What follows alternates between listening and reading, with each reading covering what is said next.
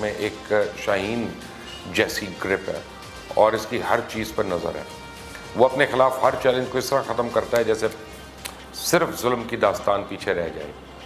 डोबे अपने लिए ख़ुद कानून का दर्जा रखता है और डोबे के गाँव में ब्राह्मण बहुत बड़ी तादाद में मौजूद है और मुझसे सिजदा करते हैं, और ऐसा ज़ात पात की वजह से नहीं बल्कि इसके खौफ की वजह से करते हैं। कोई भी इसके गाँव में कुएँ से पानी निकालने की हिम्मत नहीं करता जब तक वो इसके नाम का भजन नहीं करते, और इसकी किसी किस्म की भी खिलाफ वर्जी इलाके में बदले की आग को भड़का देती है। बिकरू गांव के रिहायशियों के मुताबिक जब भी कोई वकास डोबे के नाम का भजन गाना भूल जाता है और कुएं से पानी लेता है तो इसे दरख्त के साथ उल्टा लटका दिया जाता है। कई दफ़ा गांव के रिहायशी कई घंटे तक इस कुएं के सामने खड़े रहते हैं और इस वक्त तक आगे बढ़ने की जुर्रत नहीं करते जब तक डोबे या इसके घर वाले हाँ में सर ना हिला दें। अब इसकी बीवी इसके कमांडर के तौर पर तमाम बहस मुबाहिसे में हिस्सा लेती है और अक्सर दांत समेटती है, और ये दूसरे गैंगस्टर्स की तरह औरतों का रसिया नहीं है। अब आप सोच रहे होंगे कि मैं आपको सारी तफसील क्यों बता रहा हूँ। तो इसकी वजह यह कि 3 जुलाई को सुबह इसने डीएसपी समेत 8 भारतीय पुलिस एहलकारों को भड़का दिया और अब पूरे हिंदुस्तान की पुलिस उसके पीछे लगी हुई थी। और ये पुलिस पार्टी इसे पकड़ने के लिए गई थी, लेकिन इसे गाड़ी उतरने से पहले कई पुलिस वालों की जान ले ली।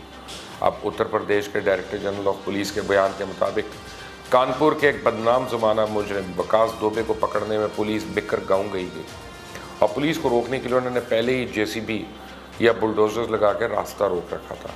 वकास डोबे पे न सिर्फ 60 से ज़्यादा मुकदमात है बल्कि इसका सियासी असर रसूख भी है।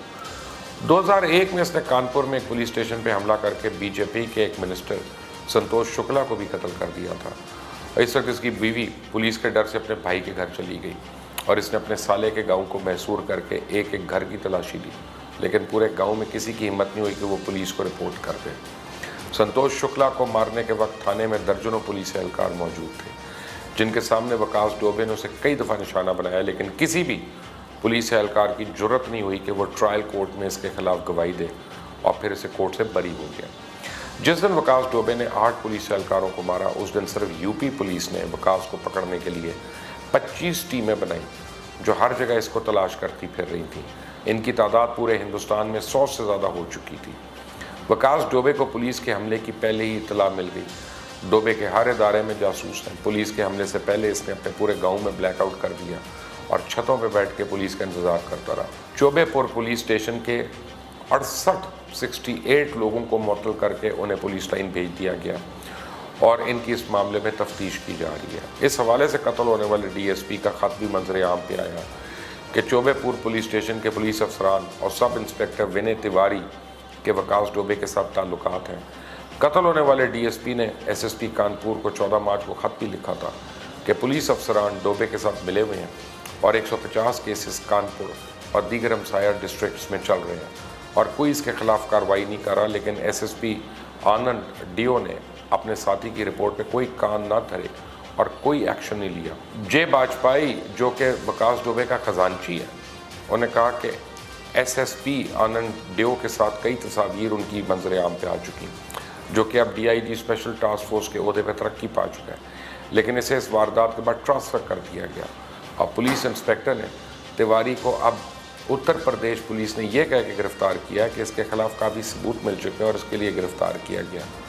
विनय तिवारी चौबेपुर पुलिस स्टेशन का इंचार्ज था और वकास डोबे के गांव के इलाके का इसके ज़ेर असर यानी पूरा कंट्रोल था, और इस पर इल्ज़ाम है कि इसने वकास डोबे को छापे की इतला दी थी जिसकी वजह से वकास पहले ही घात लगा कर बैठ गया। इस वक्त भारतीय पुलिस वकास डोबे के साथियों को चुन चुन के न सिर्फ गिरफ्तार कर रही है बल्कि 3 से ज़ायद लोगों को पुलिस मुकाबले में हलाक भी किया जा चुका है, जिसमें एक अमर डोबे जिसे वकास डोबे का सिक्योरिटी इंचार्ज कहा जाता है उसको भी हलाक कर दिया गया और पुलिस पर हमला करने वाले लोगों में ये भी शामिल था।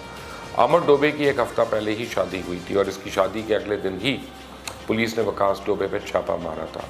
वकास डोबे को एक हफ़्ता हो चुका था और वो फरार था और हिंदुस्तान की पुलिस के 100 पार्टीज़ इसे ढूंढने में दिन रात मसरूफ़ थी। एक हफ़्ते में 6 दफ़ा इसकी इनामी रकम बढ़ाई गई, पहले 25,000, फिर 50,000, फिर 2.5 लाख और अब 5 लाख रुपए इसकी इनामी रकम रख के इसे उत्तर प्रदेश का ख़तरनाक तरीन मुजरिम करार दे दिया गया। और इससे पहले अपने सियासी असरजू की वजह से ये यूपी के पहले 10 खतरनाक मुजरिमों की लिस्ट से भी बाहर था। वकास डोबे के गिरफ्तार होने वाले साथियों ने इंकशाफ किया कि वकास को चौबेपुर पुलिस स्टेशन से फ़ोन आया था कि एक पुलिस पार्टी से गिरफ्तार करने आ रही है।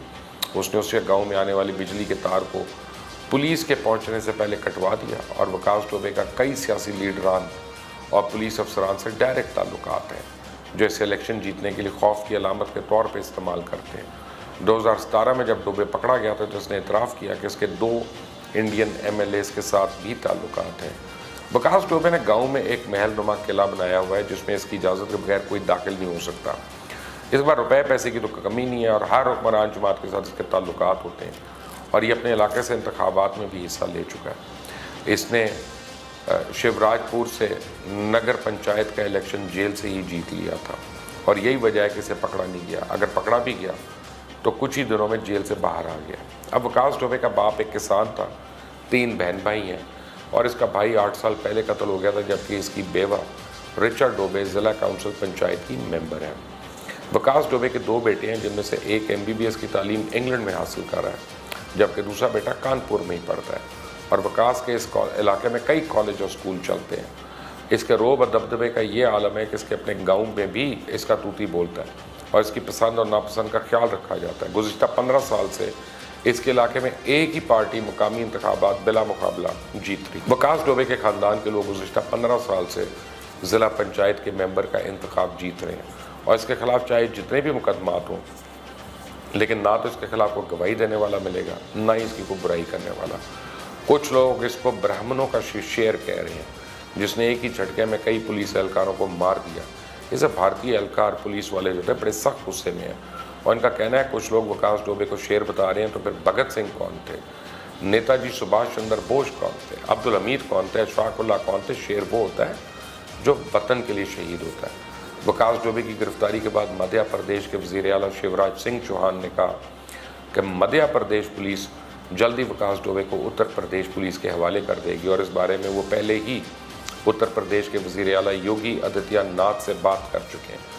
वकास डोबे को एक मंदिर के बाहर से गिरफ्तार किया जब वो एक दुकान से पूजा के लिए सामान खरीद के मंदिर में दाखिल हुआ, तो दुकानदार ने मंदिर के बाहर सिक्योरिटी एहलकार को बता दिया कि ये वकास डोबे है, जिसे बाहर निकलते हुए गिरफ्तार कर लिया गया। जब इसे गिरफ्तार किया गया तो पुलिस एहलकार ने उसे गर्दन से पकड़ा होता, इसने चिल्ला के कहा कि मैं वकास डोबे हूँ, कानपुर वाला, और इसके बाद पुलिस एहलकार ने इसे एक थप्पड़ रसीद किया। वकास डोबे गुज़िश्ता 1 हफ्ते से पूरे हिंदुस्तान में दहशत की अलामत बना हुआ था, लेकिन अब देखते हैं इस बारी वो निकल सकता है या नहीं निकल सकता। लेकिन हिंदुस्तान में ये अकेला नहीं है, इस तरह की दर्जनों कहानी है, कुछ आने वाले दिनों में आपको बताऊंगा। बट उससे पहले इस चैनल को सब्सक्राइब करें, बेल आइकॉन को प्रेस करें। अंटिल द नेक्स्ट टाइम, अल्लाह हाफिज़।